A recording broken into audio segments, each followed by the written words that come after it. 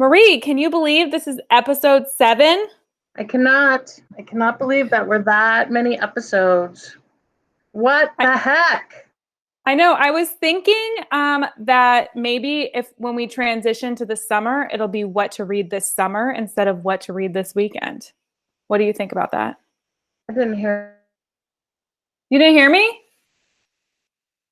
Oh no. Can you hear me? You say, can I hear you? Is that can I hear you? Oh no. Are we having technical difficulties? Okay, you can hear me.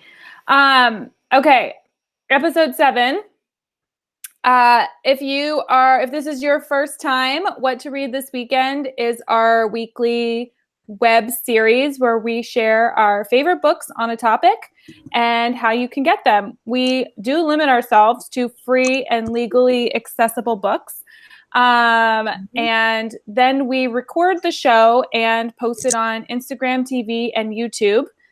You can always view our show notes, which show all of our old shows and links to all of the books at bit.ly/W2RTW2020. I'll put that in the show notes and I'll repeat it again at the end.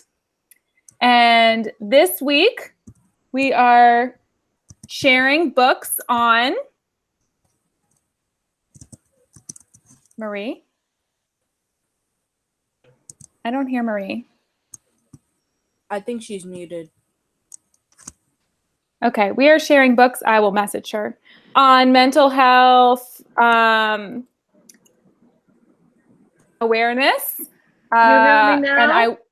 Yes, I can hear you. I hear you. Okay, great. We are sharing books on mental health awareness in awareness of Mental Health Awareness Month. Including these 5 books and then a few more. And we'll share a little bit about the books and then where to find them. I do want to share before we get started that these books are all about real life situations. And as we know, words are powerful. And can bring up feelings that we may not have known that we had. So we did want to just put out a content warning. We don't want to censor the books from anybody. We just want you to know that that's what we're talking about this week. And we could be talking about issues such as trauma, body image, sexual assault, and other mental health issues. Suicide. Yes. All right, Marie, are you ready?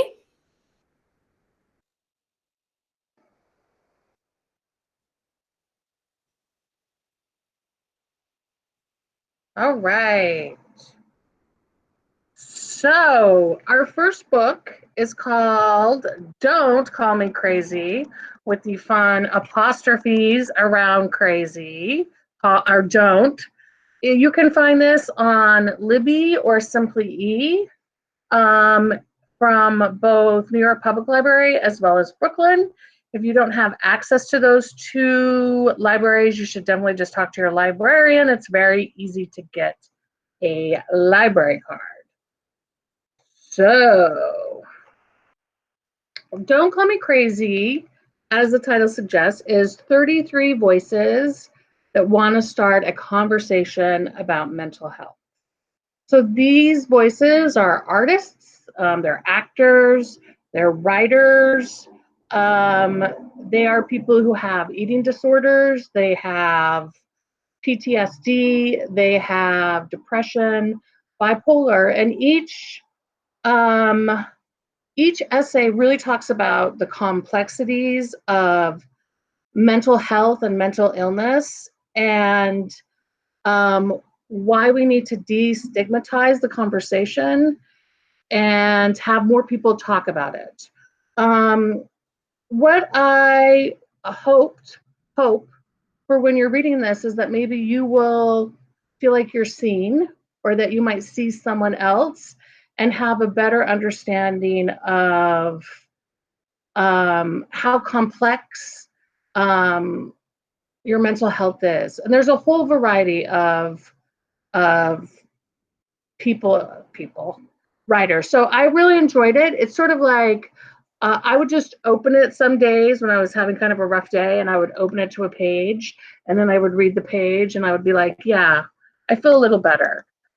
So this is a great conversation. This is a great place to start. That's all I got for Call Me Crazy. I recommend reading it. It's a nice short read. Yeah, the only thing I would add is that Kelly Jensen also wrote an article for Book Riot that really inspired some of our picks for this month. So shout out, yes, I forgot about that. To Kelly Jensen. Go Kelly. Yes, and I was going to say on a personal note, like if you do have people in your life that are struggling with mental illness, that really gave me a lot of insight into how they think and feel, and just how to be compassionate. I mean, not that I'm not compassionate, but it can be a very complex issue. All right, next one. I'm ready. So look, blood, water, paint. We're going to talk about all those grown-up warnings right now. This book has a lot of tough topics in it. It has sexual abuse, it has misogyny, it has suicidal thoughts, there's a brief physical torture, there is slut shaming, and there's also murder and betrayal. So I guess you might call this life. Some might call it life. I loved it because it ticks off some of my obscure boxes. So one of them is feminist. I love reading things that are feminist. It's also historically based. It was on an actual human being, and it was written in verse, which makes it, most of it's written in verse. There are parts that are actually prose, but I'll get into that in a minute. So the little synopsis is, the writer, oh my God, how do we even start? The writer basically is kind of, in 1698, what is your choice? You can either be a nun, a wife, or yeah, that's it. So she decides she's going to help her father and continue to grind his pigment, which is where you get the paint, because in the olden days you have to grind up the pigment to make the paint. So she does that. And eventually what happens is there is a love, I don't know if you call it a love interest, but like nowadays we call him an intern or an apprentice who comes to work with her father, and they end up falling in love. Now I should have mentioned this one thing. She is a brilliant painter, but her father basically passes off all her paintings as his own. She falls in love with this guy misuses her, and she ends up being raped. And I'm like getting so ahead of myself. Now that I'm excited, but this is cool. So it's based on an actual historical account where she takes this person to court, the apprentice that raped her, and wins the case in court. And of course, I mean, this is historical fiction. It happened in like 1698. What? I'm not going to say that it ended happily for her, but it was just like such an amazing read that I can't say enough about it. Again, it ticked off all those boxes. Feminist, what did I say? Historically based, a real person. So where do you get it? Because like, of course you want to check it out now. Where do you get it? You can get that. I mean, I hope you all do. Like, look at all the warnings I gave you. It's on Libby and SimplyE, and there are actually a lot of copies of this. So you can pick it up very quickly. Again, if you don't know how to get into Libby or SimplyE, just reach out to your librarians.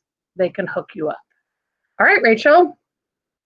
I had lots of students who really liked Blood, Water, Paint, and I didn't realize how intense it was until, I mean, I looked at it obviously when I purchased it, but it won some awards. They had really good things to say about it. Yeah. It won a lot of awards. I think I had the same response, but once I read it, I was like, oh my gosh, everyone needs to read this. It's not because of the misogyny so much, but it's definitely a well-written book. All right, are you ready to go with your mental health picks? Yeah, so this one features a spelling error, lighter than my shadow. Whoops. It's Lichter. So Lighter Than My Shadow is a graphic novel, and it's almost exclusively in grayscale. And the artist is also the author, Katie Green. She uses a lot of like the dark color and then the absence of any color, like white space, to share her very deeply personal story of having an eating disorder and her relationship with food.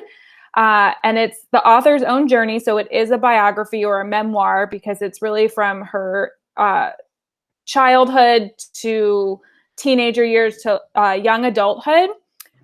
And it really made me realize that a lot of times, some of us can struggle with certain things, even though it may not be at the level of mental illness. And this kind of, Marie, you kind of said something like this earlier, but these books really allow us to put ourselves in someone else's shoes and build empathy for these situations.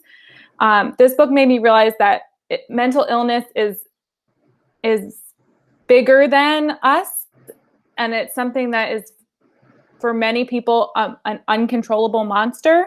And I know I've experienced people just telling me to stop worrying. And in this book, the author is often told, like, just eat more, just stop being that way. And it's really frustrating to hear those things. So I hope that this book, like the other books, help build empathy for ourselves and for our friends and family who might be going through something.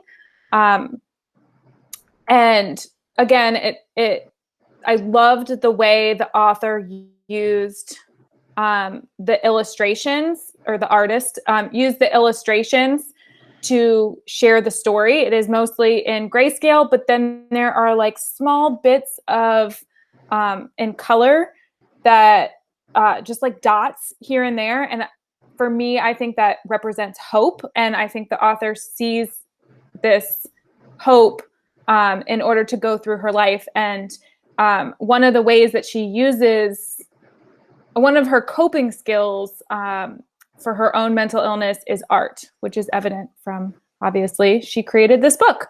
And I do want to say, in terms of content warning, it does tackle eating disorders, trauma, sexual assault, and a little bit of like PTSD from those situations, but it does have a hopeful ending. And this is from ComicsPlus Library Edition, which we have access to, hopefully, definitely throughout the school year. I'm pretty sure till September. Don't quote me on that. But if you need the username and password, just ask your librarian. And the next one is Speak. Speak is available on Open EBooks app. So if you need a code for Open EBooks, you can ask your librarian. You can download up to 10 books with your code. So both the novel Speak and the graphic novel of Speak are both available. The original novel came out in 1999, and the graphic novel came out quite recently. And then the author actually published a memoir based on Speak is based on her own personal experience, although it is fiction.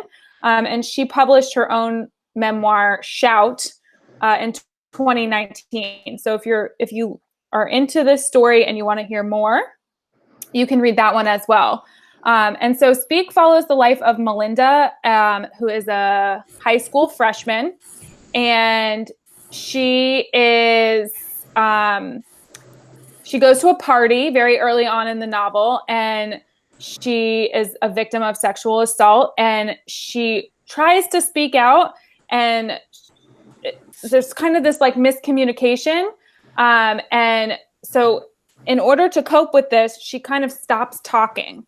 And I mean, she does stop talking. And she finds it very difficult to share her story because of this. And finally, like through sharing very tiny bits with people in her life, she kind of gains the courage to share her story. And a lot of that comes through her experience with art, kind of like Lighter Than My Shadow.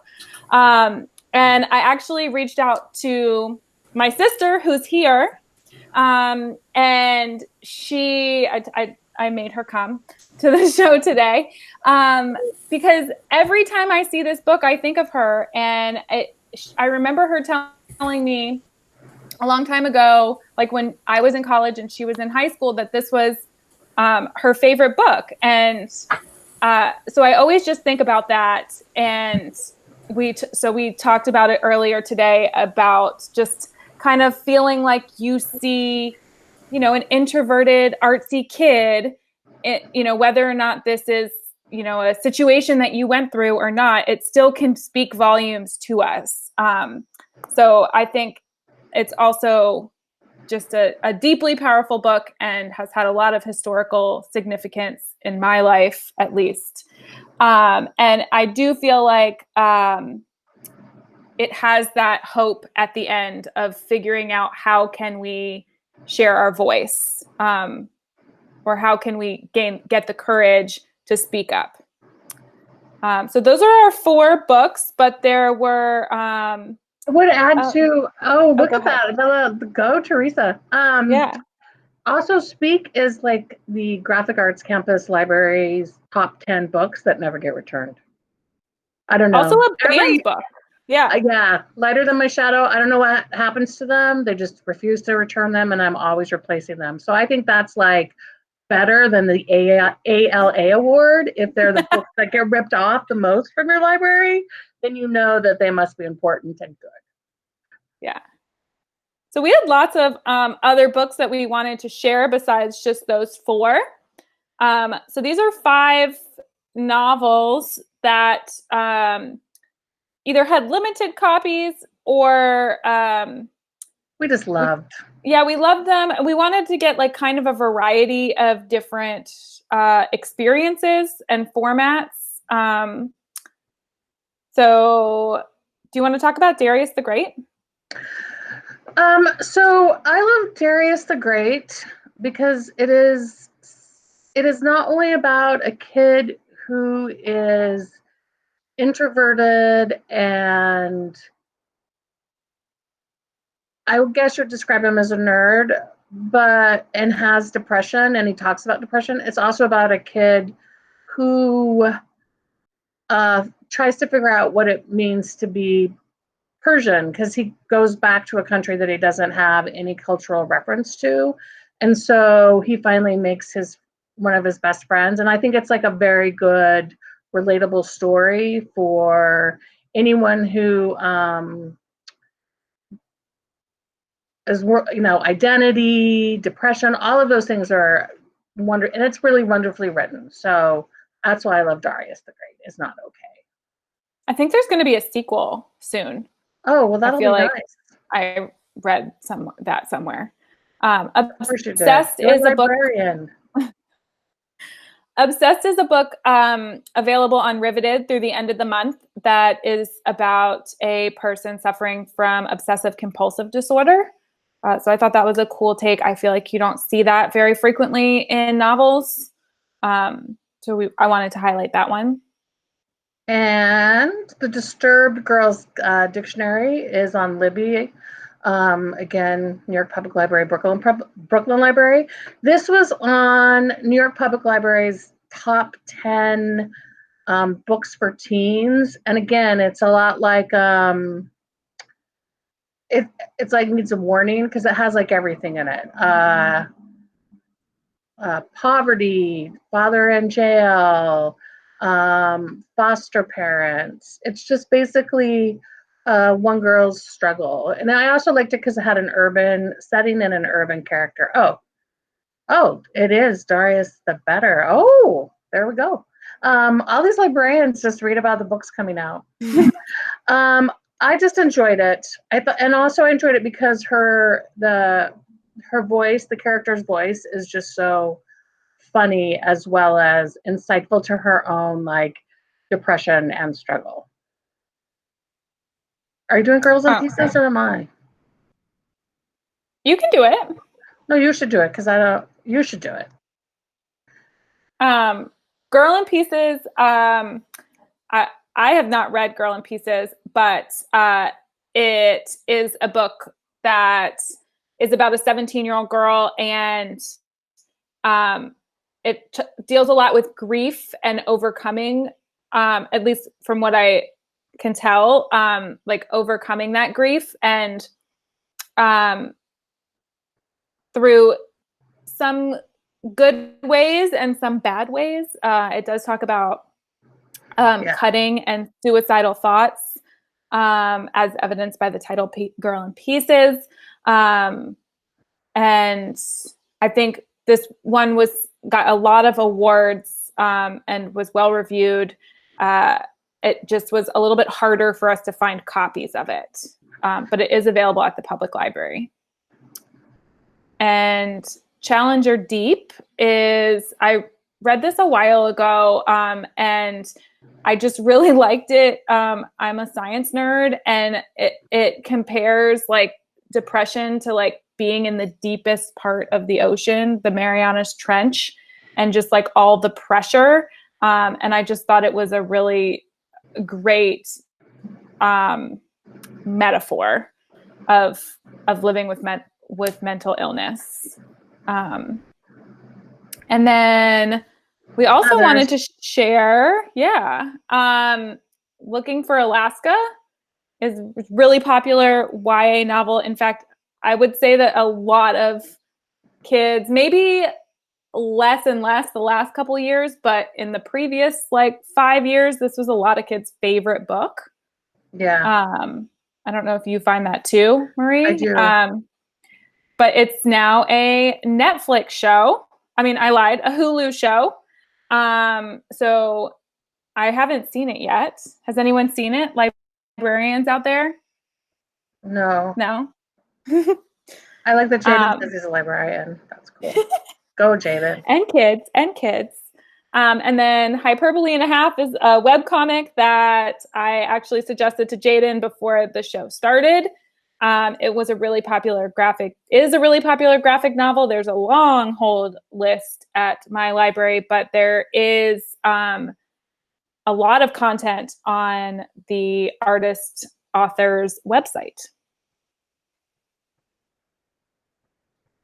And last but not least, I think as we are hitting Mental Health Month, I just wanted to remind you of places you can get help. So if you need help, please reach out. You could text 6517, or you can call 1-800 New York City Well, or you could also go online and you can see the link right there. And just remember, this is a hard time for everyone, so make sure that you're being seen and getting the help that you need if you need it. Yeah, I feel like this year Mental Health Awareness Month is like so much more forward in our thinking. It's hard for everyone, definitely. Yeah. And I did want to share that we are still promoting Audiobooks Sync. It's 2 free audiobooks a week. You have a week to download them. They refresh on Wednesday night at 11:59 p.m. And new ones come available. And once you download them, you can have them for 98 years on your Sora app. And calculated I'll be dead by then. And you can read them anytime. You just have to download them throughout the week. So this one, there's a classic, Faust, and there is also Jack the Ripper. I don't really know anything about those books, Marie. Well, this is sort of like, well, I mean, Faust sells Deadly Partnerships. Yeah, I mean, Faust sells his soul to the devil. And in Jack the Ripper, isn't this I don't remember what it was about. Sorry, I thought I was going to have like this great moment, but no, I'm not. But they usually pick great books, and Yes. so highly We're recommend. going to listen to them, and then maybe we'll be able to tell you what they're about next week. Yes, and before I turn off the recording, the show notes are at bit.ly/what to read this weekend 2020. Next week, we will have a special guest. Woo! This is our first guest host. Woo! Rachel, Teresa. I know. I think we're going wild. And who is the guest host? It is Teresa, who is the librarian at MLK campus, is going to talk to us about YA romance. And she's here, but because she is must leave now. So thank you for guest hosting with us next week. We are excited to have you. I'm going to turn off the recording, and then we would love to hear what you're reading.